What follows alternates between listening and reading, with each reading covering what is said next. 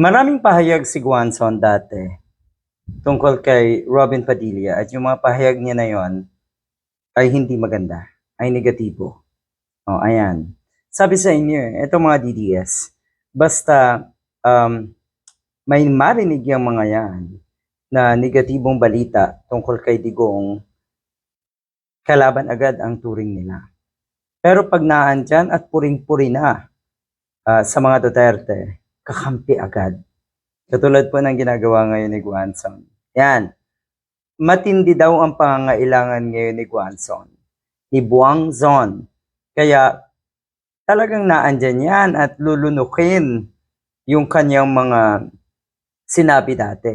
Baka nga daw dumating ang panahon na luhuran niya si Robin Padilla para lang makasama nga sa grupo nila sa 2028. Yan po ang pangangailangan na matindi na itong si Guanzon. Kaya ganyan daw kumilos yan ngayon. Paano kaya yun? Paano niya naaatim?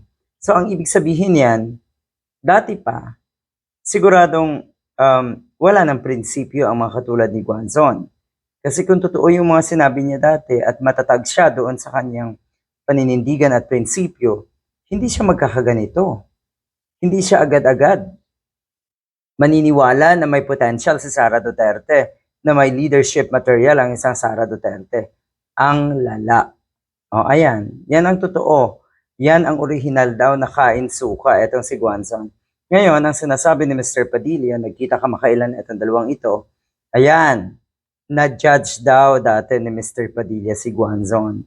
Pero ngayon, believe na daw siya kay Guanzon. Yan, ganyan na ganyan ang mga diehard. Bibilib at bibilib yan sa iyo kung papurihan mo ang kanilang puon na si Duterte, si Digong at ang iba pang mga Duterte. Yun na ganyan. Diba? Bakit nga baka hanga-hanga para kay Robin Padilla si Guanzon? Kasi nagpaka-bobo na si Guanzon. Kasi nagpakasama na si Guanzon.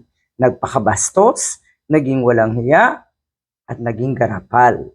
Yon, kaya kahanga-hanga na siya para sa isang Robin Padilla. Kasi alam niyo naman ang mga diehard, madalas ko sabihin na ang kanilang hinahangaan ay yung mga nabanggit natin. Kaya sila galit na galit sa nasa Malacanang dahil nakikita nila may ginagawa.